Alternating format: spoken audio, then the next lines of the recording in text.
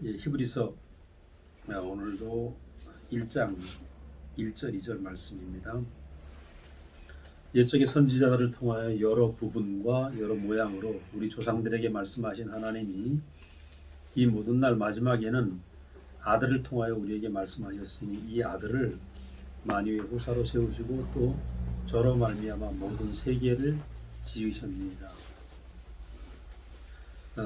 지난번에 만유의 후사로 아들을 세우셨다라는 말씀을 드렸는데, 여러 가지 모양으로 하나님이 옛날에 여러 모양으로 말씀하셨죠. 선지자들을 통해서 또 천사들을 통해서 그렇게 말씀을 하시는데 마지막에는 아들로 말씀하신다. 그 말은 최종적인 하나님의 말씀은 아들이다. 이제 그런 의미잖아요. 결국 하나님이 창조하실 때 창조의 마지막은 사람이었어요. 그 사람을 마지막 지었다는 얘기는 만물을 지배하고 다스릴 존재가 사람이라는 거죠. 그래서 마지막에 사람을 지으시고 사람으로 하여금 하나님의 마음과 성품을 담아서 만물을 다스려라, 그리고 지배하고 다스려라, 이런 목적을 가지고 사람을 지으신 거죠.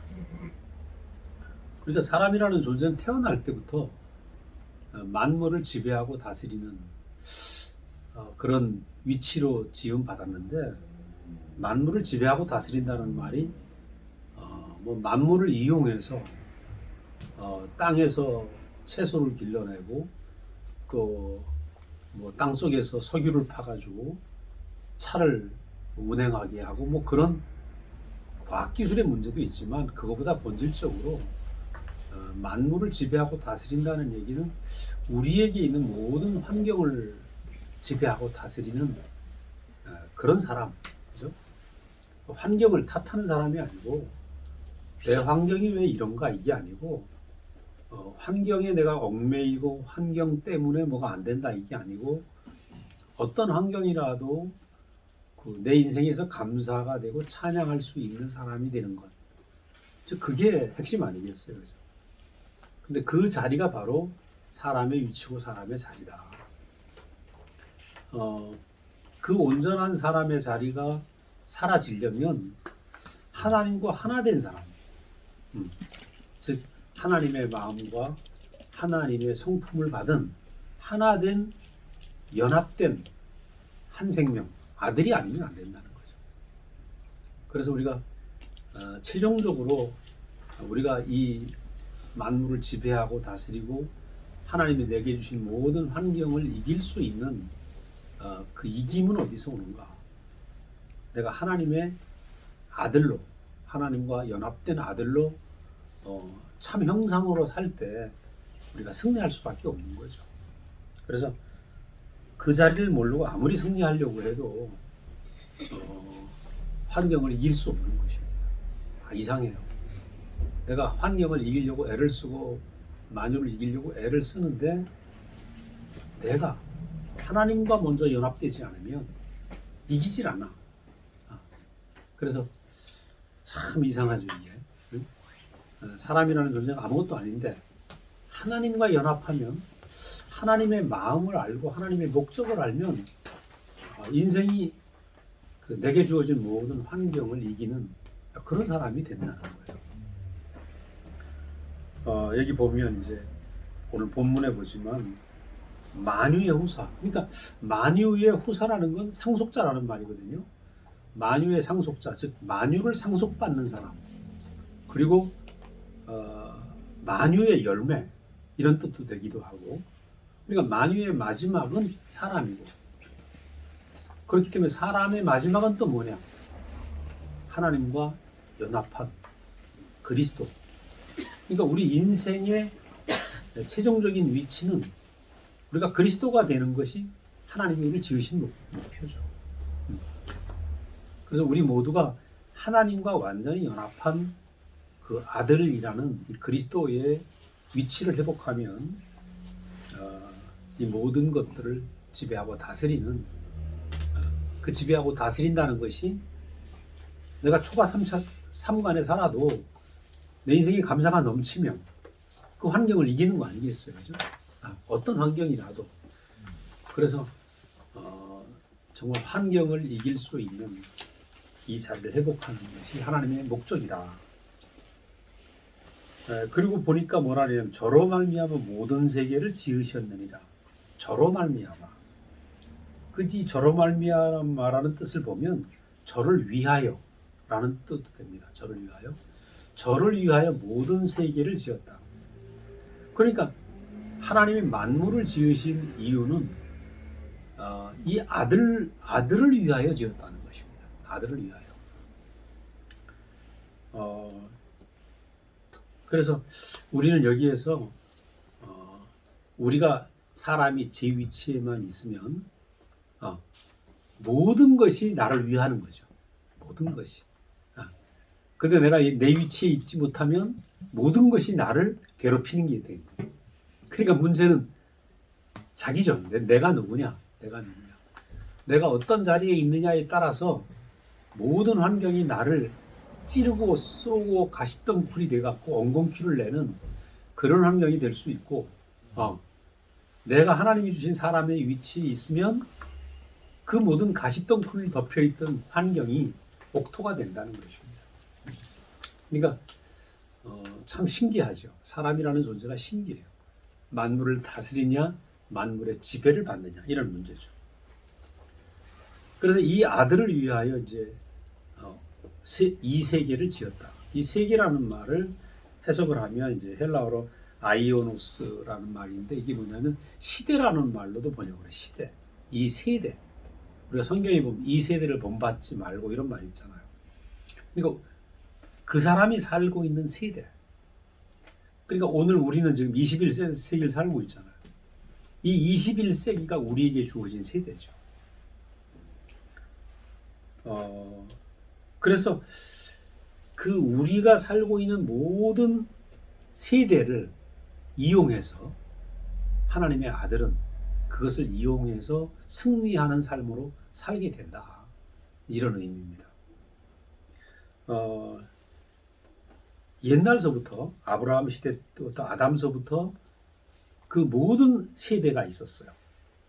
근데 이제 모든 세대는 사실은 아담 이후의 모든 세대는 누가 지배자냐? 사탄이 지배자죠. 왜냐하면 사탄은 어떻게 세대를 지배했는가? 결국은 선악과를 주어서 네가 하나님처럼 살아야지.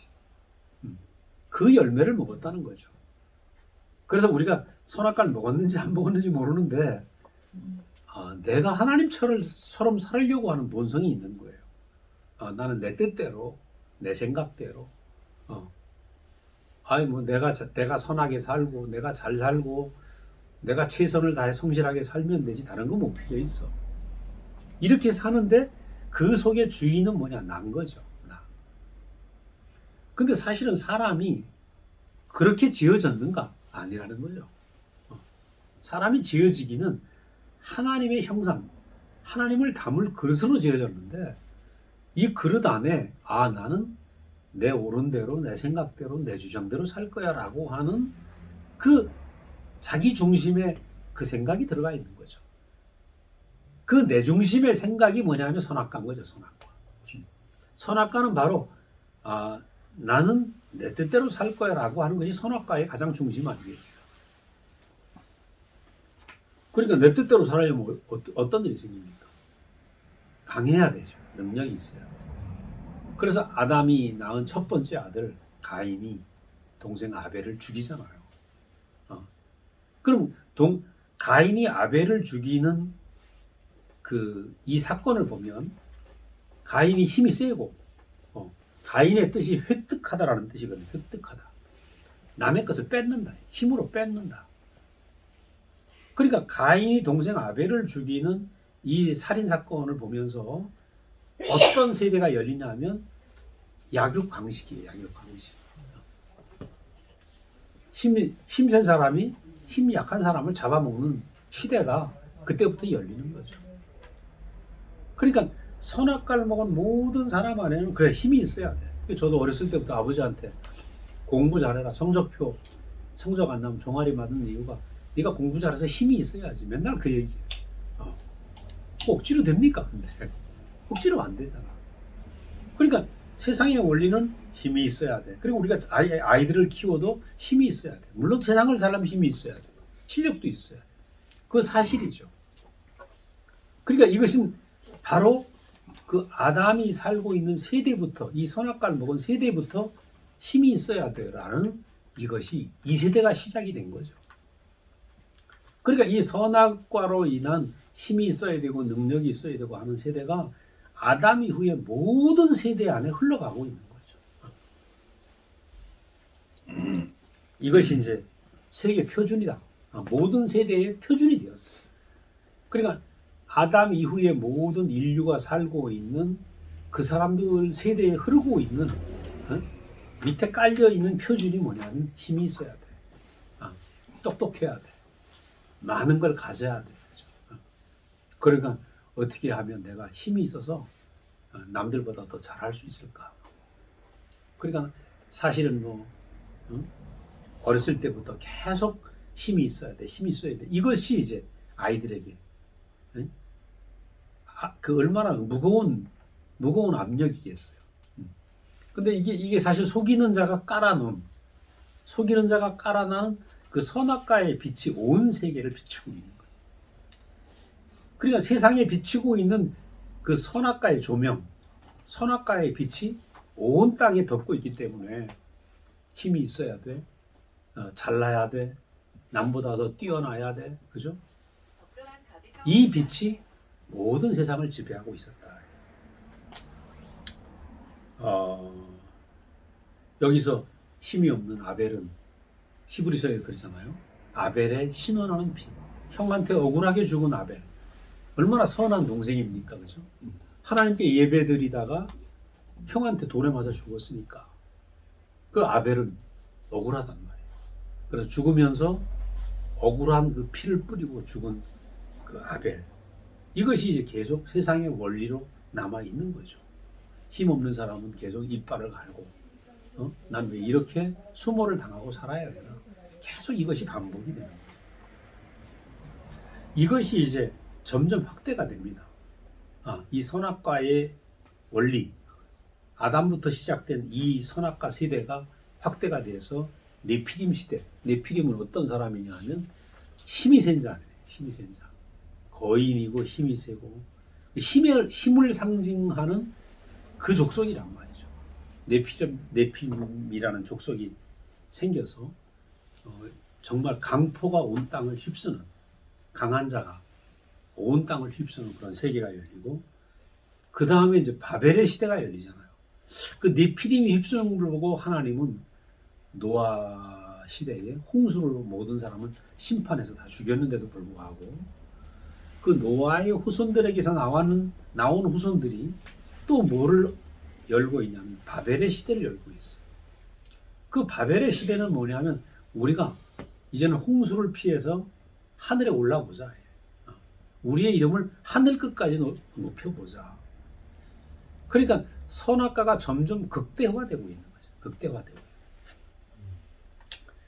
그 바벨탑을 만드는 가장 기초는 뭐냐? 벽돌을 굽는 거예요. 벽돌. 왜냐하면 그 메소포타미아에서 바벨탑이 나왔는데 메소포타미아라는 땅은 모래 땅이란 말이에요. 사막. 지금도 말하면 이 사막 땅. 그럼 이 사막 땅에서 건축을 하려면 벽돌 찍어내는 것밖에 없어요. 그 많은 모래를 가지고. 그러니까 기술이 대단하죠. 지금도 그 바벨론의 정원이라고 7대 불가사의한 건물을 그 당시 지었어요. 유적으로 보면 엄청나게 큰 벽돌을 쌓아가지고 아마 누굽니까? 느부갓네살 왕 시절이라고 생각을 하고 있는데 엄청난 바벨론의 정원도 만들고 바벨탑도 만들고 아마 그랬던 것 같아요. 그러니까 이런 그 높은 건물을 세우려면 규격화된 벽돌이 필요한 거죠. 이 벽돌이 의미하는 건 뭐냐 하면 사실 자연이 아니고 인공적으로 뭔가 만든다는 거예요. 만들어진 세계. 벽돌이라는 의미는 만들어진 세계죠.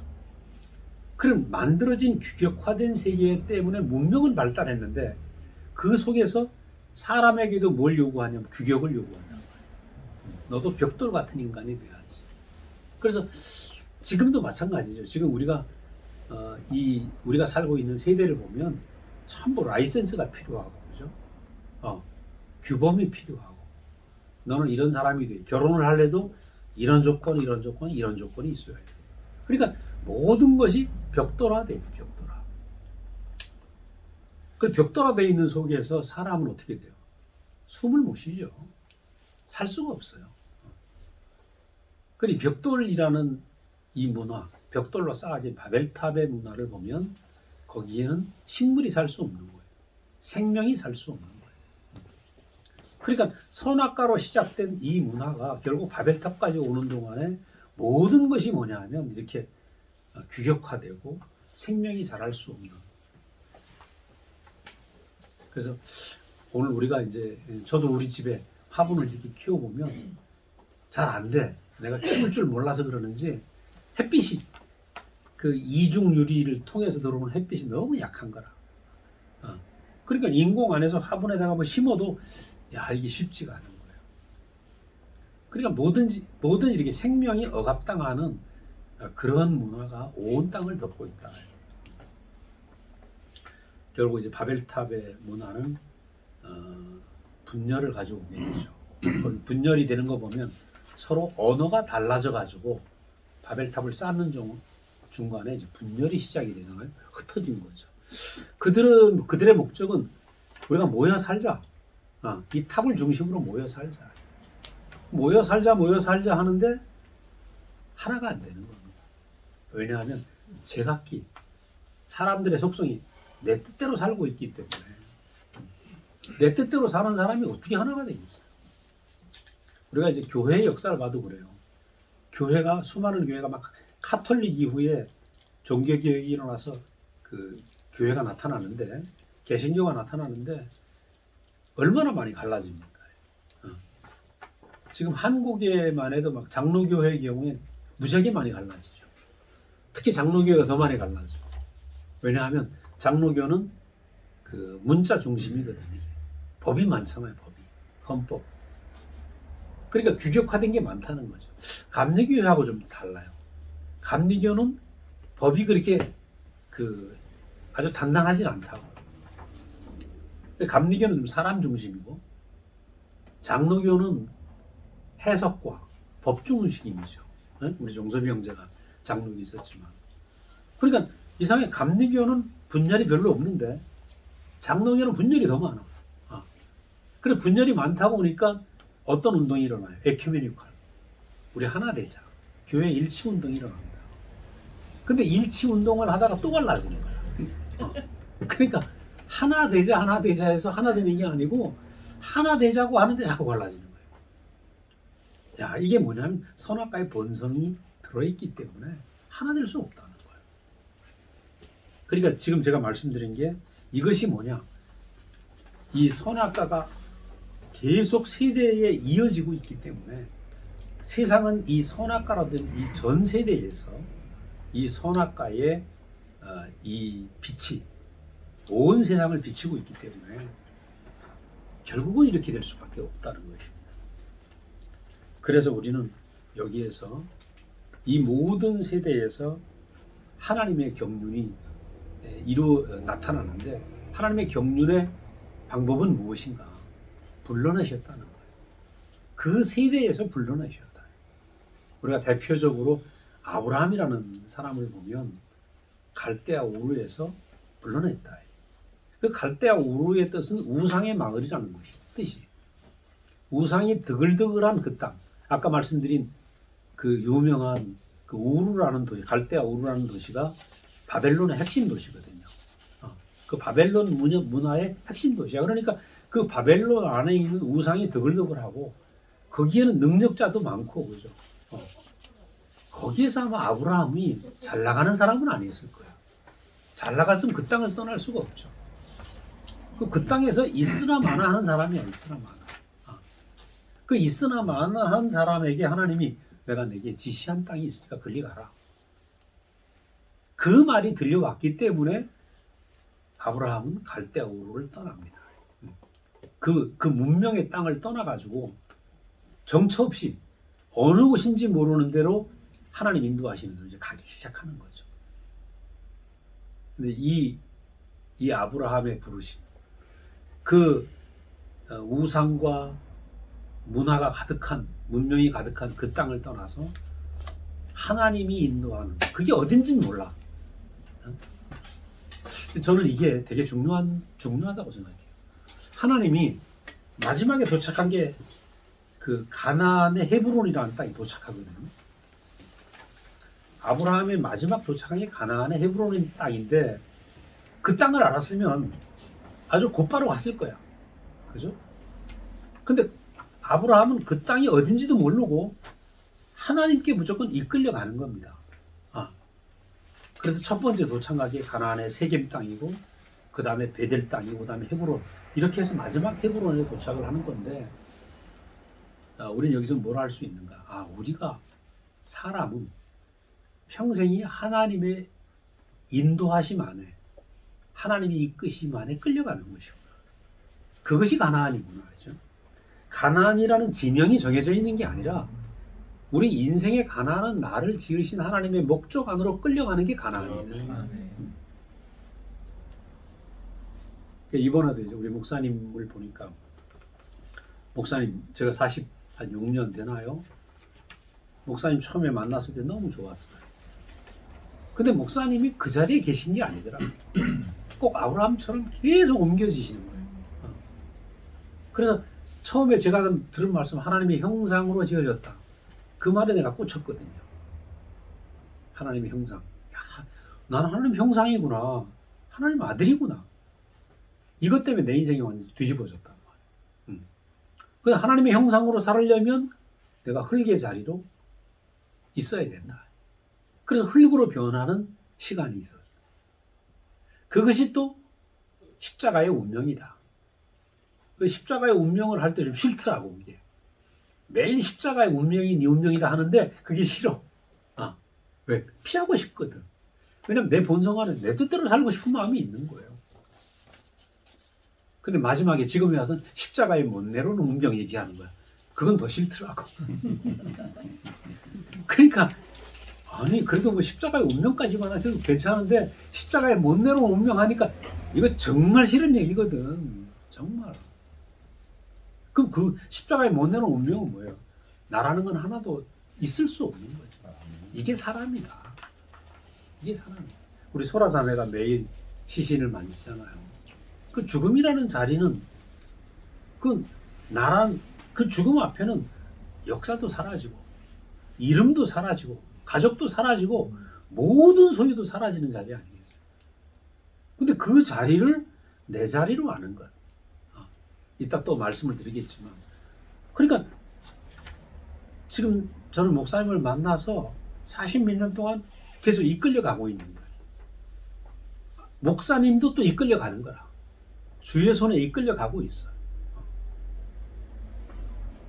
그러니까 처음에 내가 형상이라는 말만 좋아하고 거기 머물러 있으면 안 되는 거죠. 목사님도 머물러 계신 분이 아니라 예수 안으로 끌려가고 계시다. 그 아브라함의 일생을 보면 끌려가는 일생이라. 근데 이 끌려감이 뭡니까? 아까 말씀드린 선악의 빛으로 가득한 세대에서 끌려서 하나님 안으로 이끌려가는 거죠. 그 다음에 아브라함의 와이프 사라 아닙니까? 사라. 이 사라라는 여자도 하나님이 하늘의 별처럼 바다의 모래처럼 많은 자손을 주겠다고 약속을 했는데 90이 되도록 아기를 못 낳았잖아요. 아기를 못 낳는 사람. 그 여자로서는 절망이죠. 아기를 못 낳는 부인. 그런데 이 사라를 통해서 하나님은 이삭을 주시잖아요. 그러니까 이 이삭은 누구 아들이냐? 아브라함의 아들도 아니고 사라의 아들도 아니고 하나님의 아들이죠, 사실. 하나님이 주신 것이니까. 또 야곱의 일생을 놓고 봐도 야곱은 자기 깨 속에서 자기 생각과 자기 계획과 자기의 도모 속에서 나올 수 없는 사람이에요. 자기 생각으로 가득한 사람이, 자기 뜻으로 가득한 대표적인 인물이 야곱이죠. 뭐든지 자기가 생각한 것을 꼭 이루고야 마는 그런 사람이잖아요. 그런데 하나님은 이 야곱의 모든 꾀를 다 무너뜨리시는 거예요. 그리고 야곱의 130살의 일생이 됐을 땐 뭐예요? 야곱의 꿈은 다 부서지고 누구의 꿈이 이루어집니까? 하나님의 꿈이 이루어져요. 그러니까 자기 생각에 갇혀 사는 이 사람, 이건 바로 선악과의 세대 안에 있었던 그 모습이죠. 그런데 하나님 불러내셔서 하나님의 계획과 하나님의 뜻이 이루어지는 그 한 인생을 우리는 보고 있는 거죠. 불러내신 하나님. 요셉도 마찬가지죠. 요셉의 운명은 이유도 모르게 끌려가는 거라. 이유도 모르게. 그죠? 형들에게 팔려서, 형들이 미워해서 팔려가지고 장사꾼에게 넘어가고, 또 애굽에 끌려가서 보디발의 집에서 또 원인도 모르게 감옥에 또 끌려가고, 계속 끌려가는 인생인데, 이 끌려가는 세대에서 하나님이 구원하셔서 애굽의 총리 대신이 되게 하잖아요. 이것도 불러내심이죠. 그래서 우리의 인생이 이렇게 내 생각 속에 머물러 있거나 우상이 섬기는 세대에 머물러 있거나 또 알지도 못하고 끌려가는, 어디 끌려가는지도 모르고 끌려가. 모든 사람들은 다 그래요. 아이들이 열심히 살죠. 내 뜻대로 살 거야. 열심히 살아. 우리가 살아온 것도 보면 어디로 가는지도 뭐 끌려왔어, 우리가. 끊임없이 끌려가고 있는데 하나님이 우리를 부르신 거예요.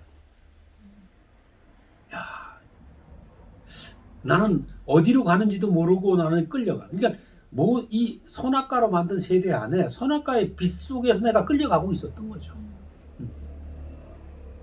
끌려가는 그 속에서 나를 하나님이 다른 빛을 보여주셔서 거기서 건져내신 거 아니에요.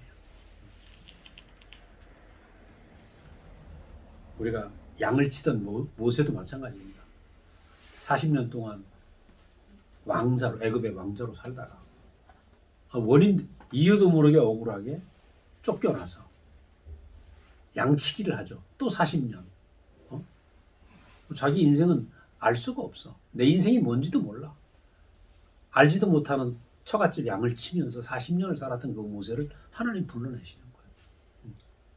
근데 자기는 이유도 모르고 내가 그냥 그 40년의 양치기 생활은 목적도 없이 이유도 없이 그냥 사는 거예요. 그냥 숨 쉬고 사는 거죠. 자기 꿈은 다 부서진 지 오래고 그냥 숨 쉬고 사는 인생이라.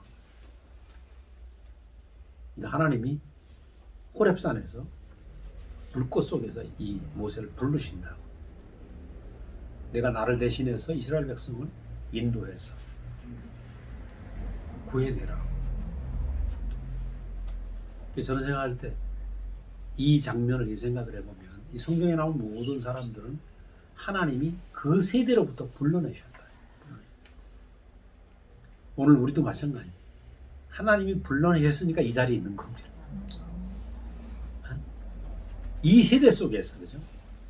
아브라함은 아브라함 세대 속에서 불러내신 것처럼 오늘 우리가 정신없이 끌려가고 아무 생각 없이 생존해 있고 아무 생각 없이 내 생각 안에 갇혀서 평생 거기서 살 수밖에 없었는데 하나님이 불러내신 거예요. 불러내셔서 여기 있는 거예요.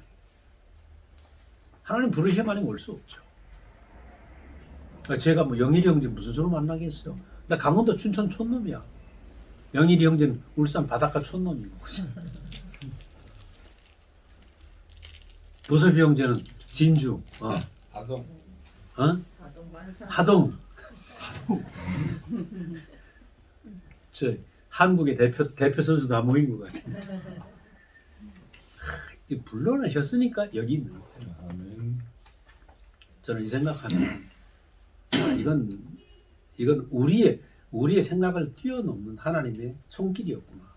이렇게 생각하지 않을 수 없죠. 그러니까 그 세대로부터 다 불러내셨다. 불러내셔서 그 다음에 이어지는 게 뭡니까? 마태복음 5 여인이 나오죠. 5 여인. 이거는 그 세대에서 불러낸 여인들이. 그리고 이 아주 너무너무 가난한 예수의 할머니들, 이 5 할머니들을 통해서 예수 그리스도가 오는 그 세대를 건너는, 저 세상에서 이 세상으로 건너는 다리 역할을 한 5 여인이 있죠. 우리가 여기 제가 써놨습니다만은 기생 라합, 여리고성의 기생 라합, 다 얘기는 할 수는 없고, 그 여리고성에서 몸을 팔던 기생 라합, 자기 있을 곳이 없는, 이름도 없고, 그죠? 여리고 백성이지만 사람 취급 받았겠어요? 자기엔 여리고라는 나라도 없고 그냥 하루하루 먹고 살기 위해서 몸을 팔고 살던 여자였죠.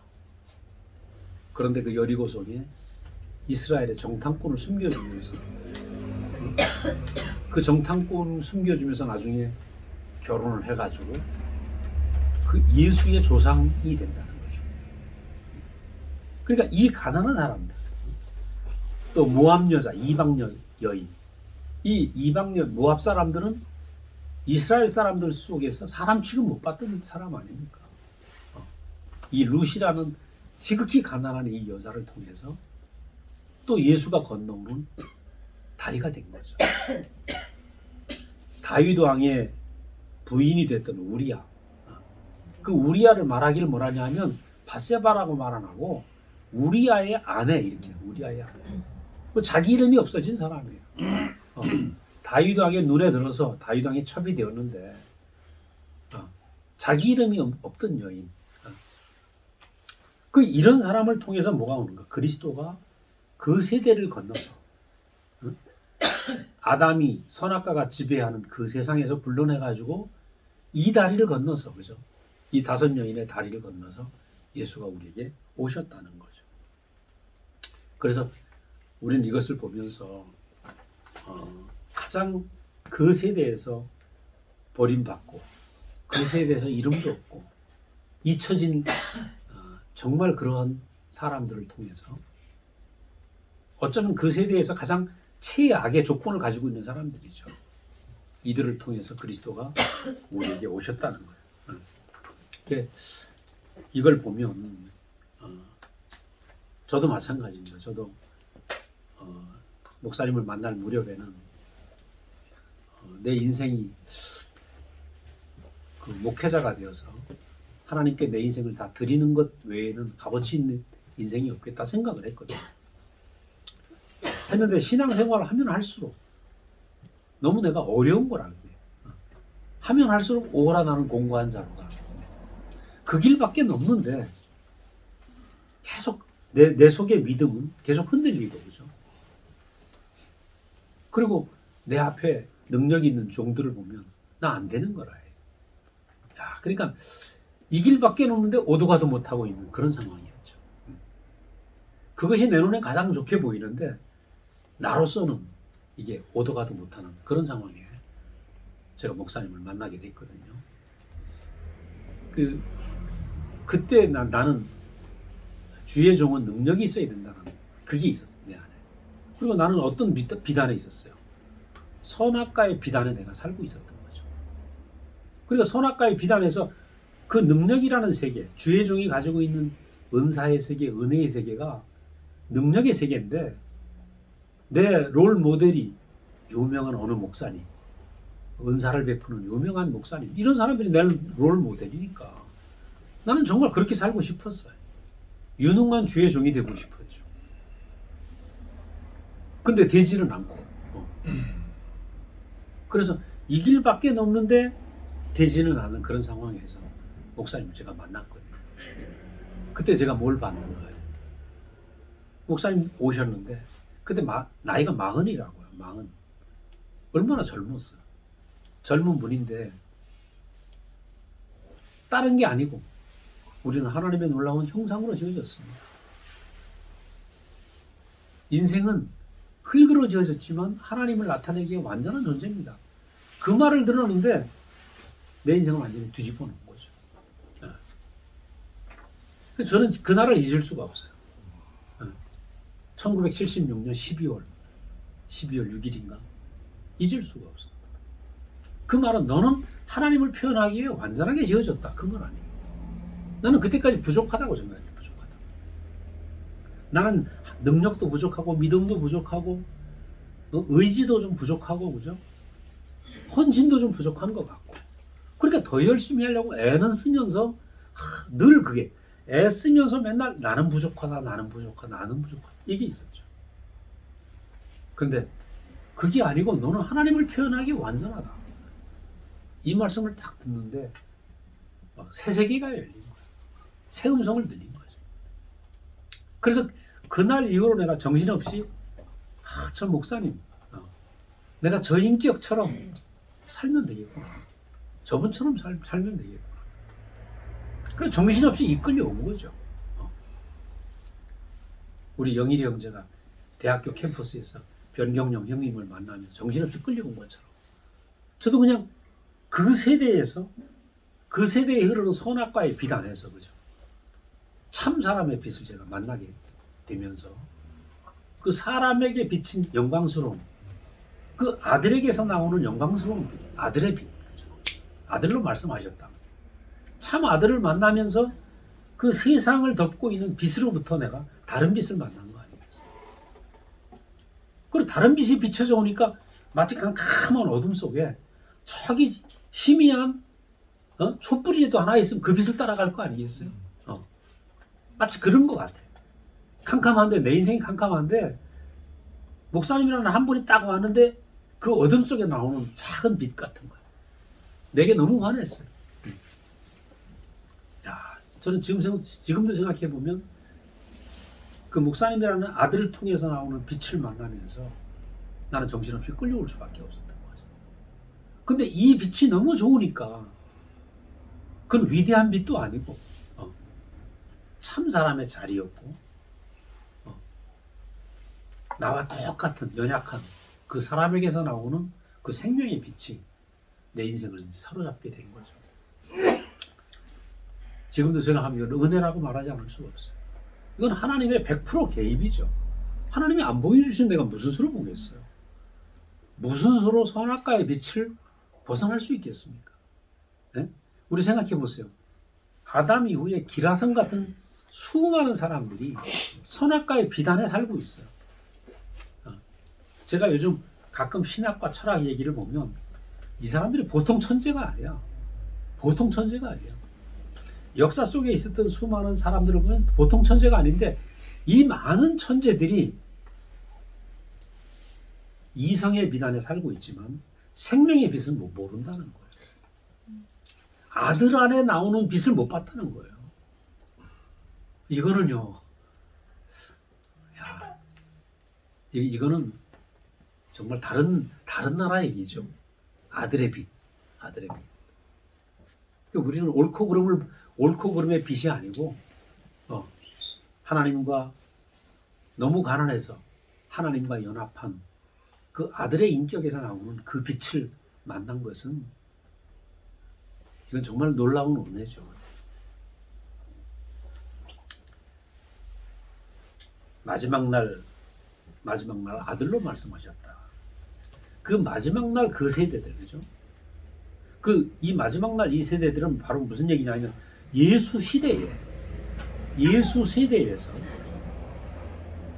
아들을 누굽니까? 예수 아닙니까?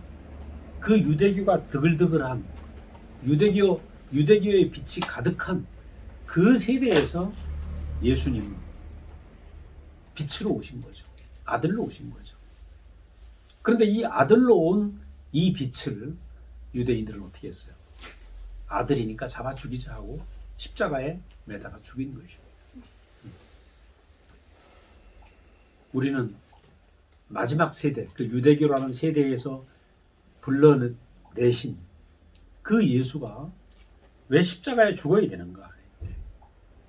그것은 십자가의 죽으심으로 말미암아 예수가 이 땅에 오신 이유는 참 아들이 뭔지 그 빛을 드러내기 위해서 십자가에서 죽으신 거죠. 아들이 누구냐? 바로 십자가에 내려오지 못하고 죽은 그 운명이 아들이라는 거예요. 아들의 빛의 핵심이 뭐냐면 내 뜻대로 말고 아버지 뜻대로 하옵소서. 내 영혼을 아버지께 맡깁니다 하는 그 십자가에 매달려 죽는 그 운명이 결국 아들이죠. 아들의 운명, 아들의 빛. 그게 바로 인생이다. 그래서 저는 지나간 날을 생각해 보면 목사님을 통해서 매일 매달려 있는 인격을 본 거죠. 형제들에게 매달려 있고 하나님 뜻에 매달려 있고, 그죠? 이끌려가는 한 분, 하나님께 이끌려가고 매달려 있고 가시는 한 인격을 제가 본 거죠. 그래서 지나간 40년을 생각해 보면 제가 굉장히 행복한 것이 선악과의 빛으로부터 아들의 빛의 세계 안에 살았다는 거예요. 이끌려가는 한 사람. 그죠? 근데 어디로 이끌려가냐? 마지막에 십자가에 매달려 내려오지 못하는 그 아들의 운명이 완전히 전시된 거 아니겠어요? 베드로도 마찬가지죠. 베드로가 본 예수도 마찬가지예요. 자기는 이해할 수 없어요. 왜냐하면 베드로 안에 아직도 선악과의 빛이 있기 때문에. 예수가 이랬으면 좋겠어. 저 바다 위를 걷는 능력으로, 죽은 나사로를 살린 능력으로 뭔가 해봤으면 좋겠는데 왜 십자가에서 죽어야 되는 거야? 왜 내려오지 못하고 내려와 봐라. 조롱하고 있는데 왜 거기 죽어야 되는 거야? 그 왜 예수를 알 수 없는 것은 자기 안에 선악과의 빛 때문에 자기의 이성의 빛으로 생각할 때는 예수를 이해할 수 없죠. 근데 예수가 뭐라 그럽니까? 내가 보여줄 것은 바로 이거밖에 없다. 그것이 바로 아들의 운명이고 아들의 운명 안에서 나오는 그 빛인 거죠. 그것이 사람이 걸어가야 될 빛이라는 거죠. 사람이 살아야 될 빛. 바로 우리가 요한복음 3장에 보면 그 말이 있죠. 장대에 매달린 노뱀. 어제 우리 진희 형제가 그 말씀하던데, 그 이스라엘 사람들이 광야를 헤매다가 하나님께 원망을 했어요. 왜 우리를 이렇게 광야로 몰아넣어서 죽게 하고 힘들게 하냐. 또 원망을 하니까 하나님이 불뱀을 보내신 거예요. 그래서 몇천 명이 뱀독에 물려 죽게 됐다는 거예요. 이것도 어떤 의미냐 하면 하나님은 지금 목적이 있단 말이에요. 하나님이 이들을 가나안으로 인도하려는 목적이 있는데 이 목적을 잊어버리고 환경을 탓하고 원망하고 있는 거예요. 그리고 여기서 우리가 분명히 알아야 될 게 우리 인생의 목적이 뭐냐. 우리 인생의 목적이 뭡니까? 아까 처음 말씀드린 것처럼 내가 아들이 되는 것이, 그리스도가 되는 것, 내가 하나님과 연합한 아들이 되어서 하나님을 온전히 나타내는 그리스도가 되는 것이 사람 사는 이유죠. 그러니까 목적을 모르기 때문에 이들이 원망을 하고, 원망을 하다 보니까 독에 물리게 됐다는 거예요. 그 사람은 하나님이 주신 목적을 모르면 선악과의 독 안에 살게 될 수밖에 없어요.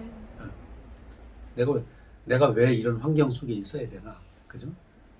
내가 살고 있는 이 세대 안에 원망하고 불평하고 막.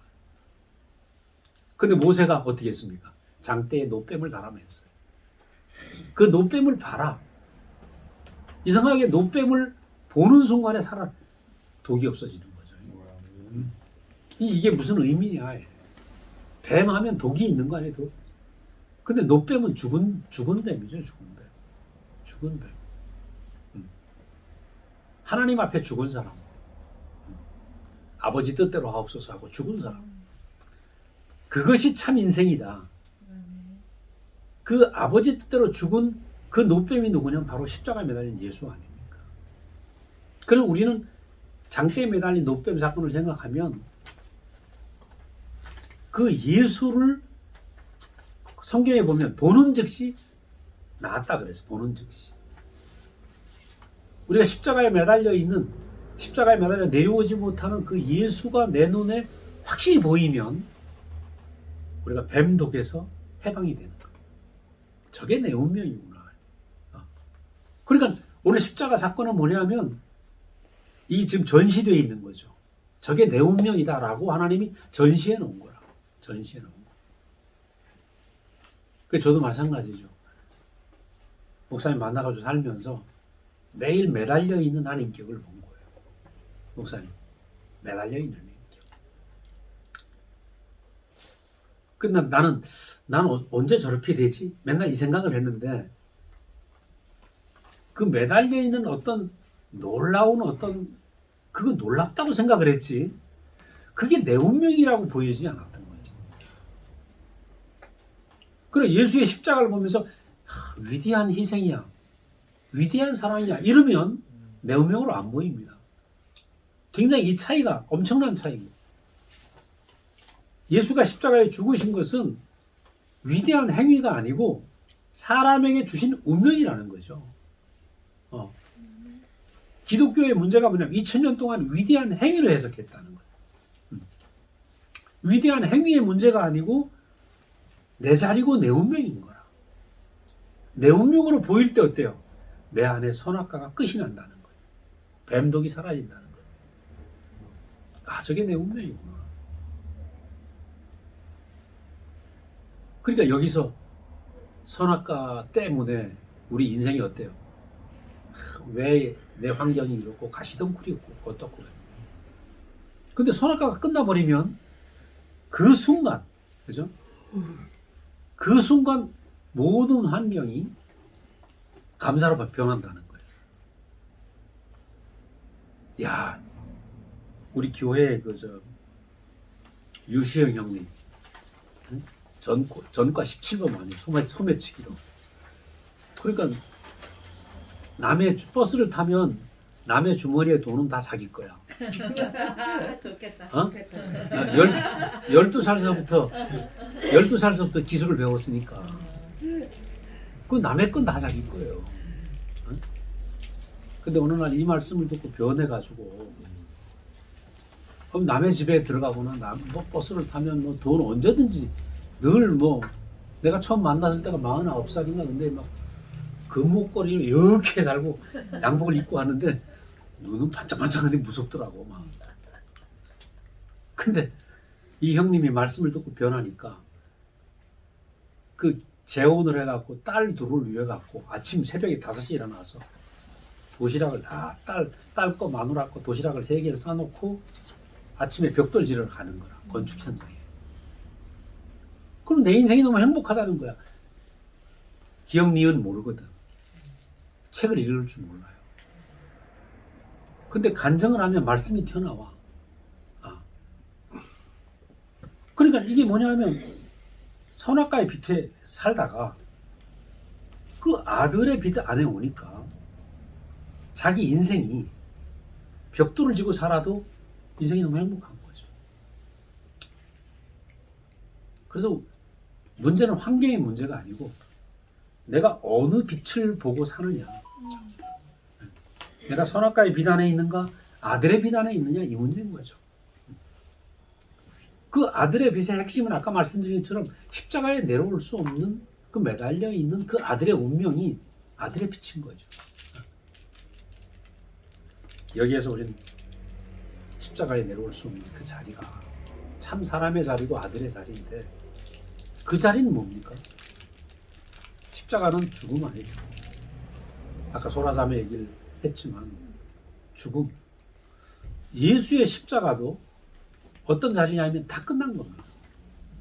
예수의 능력도 끝나고 역사도 끝나고 다 끝난 거야. 그럼 목사님 지금 십자가에 내려올 수 없는 운명을 말하시는 이유는 예수의 죽음이 바로 우리의 죽음이다. 그것을 내 운명으로 깊이 알게 되면 내가 매일 죽음을 짊어지고 사는 사람이 되는 거야. 이게 참 인생의 진실이고 정체성이다. 여기서 뭐가 있습니까? 내가 가지고 있는 모든 젊음, 에너지, 어떤 것들이 다 끝나고 장사되고 나는 존재밖에 안 남은 사람이 돼요. 교회는 어떤 사람들이 모인 곳이냐? 바로 모든 소유의 세계, 능력의 세계, 이 세계의 그런 능력의 빛, 선악과의 빛을 뚫고 존재가 보이는 이 빛 안에서 존재와 존재가 만나는 이 아들의 세계인 거죠. 이게 예수의 세계인 거죠. 그러니까 그 소매치기를 한 그 형님이 판사인 형제 보고 어이 이 판사 이름 막 불러대고 어깨 동무하고 세상에 있을 수 없는 얘기잖아요. 뭐 일예지만 우리가 더 깊은 그거보다 더 깊은 존재와 존재의 만남이죠. 오늘도 아침 이제 일요일 아침 재밌어요. 이렇게 오면 마지막에 영일이 형제 집 앞에 와서 영일이 형제 되게 피곤할 텐데 이 영일이 형제 하는 일 보면 노가다거든. 침 넣는 거 이거 돈은 많이 벌지만 노가다야 노가다. 생각해보면 불쌍해 죽겠어. 어? 상노가다. 소리 뒤집기.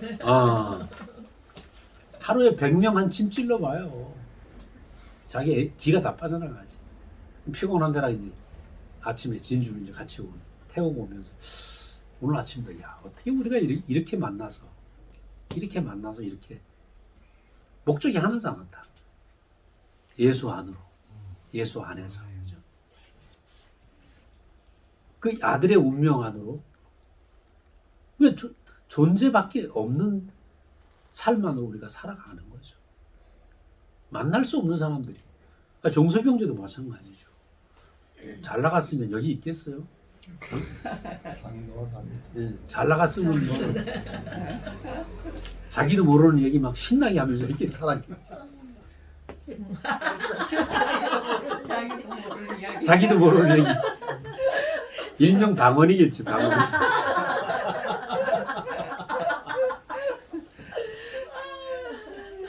그러니까 내가 아침에 5명이 오면서 조합이 신기해. 이 희한한 사람들이 참. 야, 진짜 생각하면 은혜라고 하지 않을 수 없어요. 오로지 그 아들의 세계, 존재의 세계 안으로 우리가 부름을 받았고 그 빛이 비춰졌으니까. 어? 뭐 강민 형제도 마찬가지야. 맨날 UFO의 빛을 좋아하다가 아들의 빛을 만나가지고 이게 진짜 빛이지. 이게 진짜 빛이야. 이 존재의 빛이야말로 이 아들의 빛이야말로 진짜 빛이라.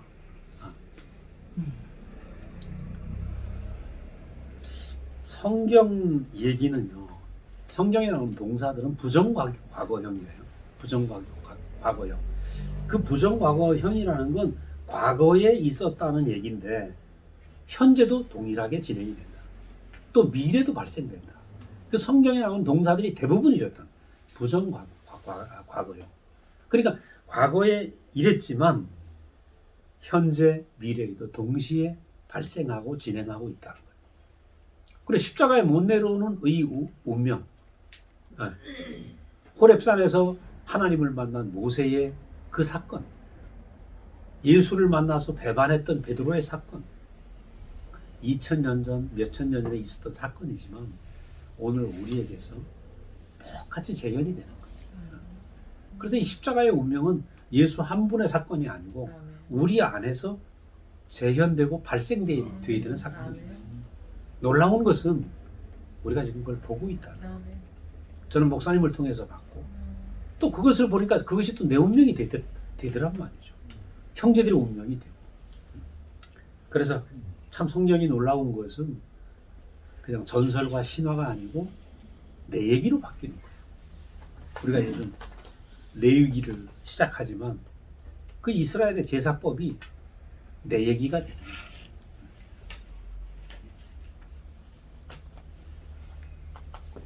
우리는 그 온통 다 내 얘기입니다. 내 얘기를 우리가 나누고 있는 것이고 마지막에 이제 그 아벨이 죽는 그 죽음 속에서 하나님은 지켜봤다는 거예요. 아벨이 돌에 맞아 죽는데 지켜봤어. 그리고 아벨의 한을 풀어주려고 가인에게 뭘 한 것이 아니라 하나님의 방법은 셋이라는 새로운 아들을 줬다는 것이고 이게 하나님의 방법. 그 아벨의 시대에서 하나님의 방법은 셋이라는 새 아들을 줌으로 말미암아 그 세대를 이기게 하는 거죠. 유태교라는 세대에서 예수님은 십자가에 달려 죽으셨어요. 죽으셨는데 이 죽으신 운명이 오고 오는 세대의 아들의 운명으로 우리 앞에 전시된 거죠. 똑같이 오늘도 마찬가지입니다. 예수 안에 있는 십자가의 운명이 우리의 운명으로 보이게 되면 오늘 우리는 우리가 사는 세대에서 참 아들의 빛이 우리 안에 살아나서 그 십자가의 운명이 내 운명이 되고 내가 이 세대에서 부름받은 아들로 살게 된다는 거죠.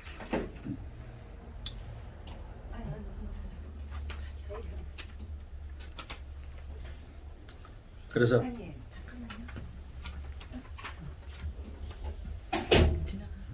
내가 할까?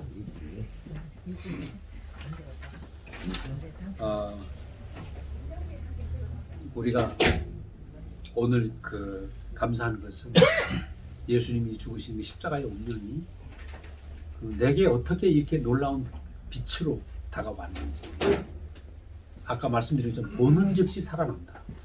보는 즉시 선악과의 빛을 뛰어넘어서 아들의 운명으로 살아가는 이 삶이 오늘 우리 안에 지금 재현되고 있잖아요. 지금 저도 그래요. 지금 제가 아까 제가 부름받은 그 사건을 말씀드렸지만은 우리 형제들이 다 마찬가지입니다. 여기 명학자매대로, 미정자매대로 내가 있던 세대에서 부름받은 거죠. 아멘. 각기 자기가 살아온 인생 안에서 부름받은 거야. 어떻게? 아들의 비단으로 부름받았다. 부름받아서 십자가에 내려올 수 없는 그 예수의 운명이 내 운명으로 보이는 순간 우리는 그 운명으로 살아가는 아들의 빛이 우리가 세상에서 된다는 거죠. 이 생각을 하니까 우리가 십자가 얘기가 남의 얘기가 아니에요. 남의 얘기가 아니고 내 얘기가 돼버렸어요. 내 얘기. 예수의 운명이 내 얘기가 돼버렸어요.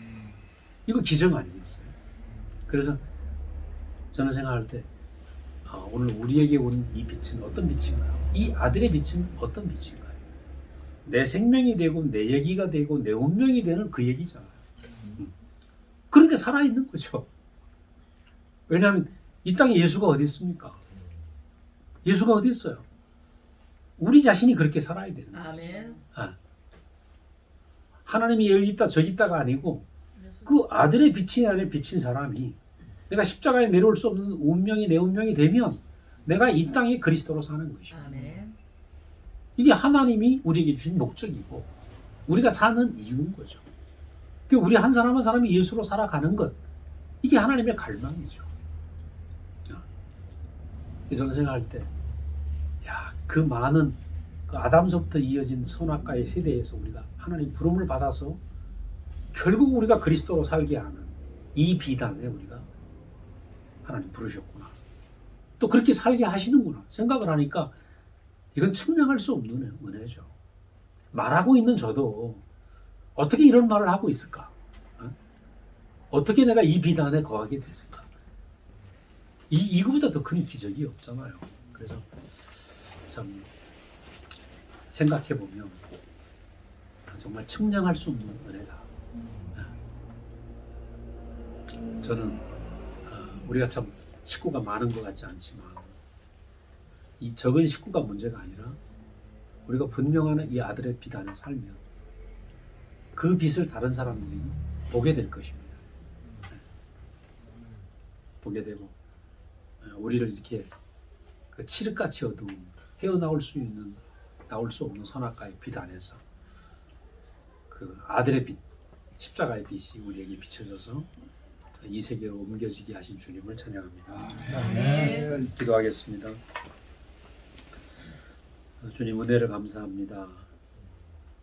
우리가 이 세상에 태어나서 나름대로 열심히 살지만 내 운명이 어떤 운명인지도 모르고 그 선악과의 빛 안에서 허덕이면서 내게 주어진 환경을 원망하고 내 인생을 원망하고 살 수밖에 없는 인생이었는데 주님 우리에게 은혜를 베푸셔서 참 아들의 빛, 인생의 빛, 십자가의 운명의 빛이 우리에게 비친 것을 감사합니다. 우리가 이제 우리가 그 어두운 세대로부터 부름을 받아서 아들의 세계로 옮겨지고 하나님이 준비하신 아들의 풍성을 누리게 하신 것을 감사합니다. 우리가 이 빛 안에서 주님이 원하시는 아들의 삶이 우리 안에 사라지게 하시는 것을 감사합니다. 진주교회를 통해서 우리 형제들이 이 땅에 아들된 삶을 온전하게 살고 이 빛이 이 진주 안에 더욱 드러날 수 있도록 주님 인도하여 주시옵소서. 감사하고 예수님 이름으로 기도드렸습니다. 아멘. 아멘.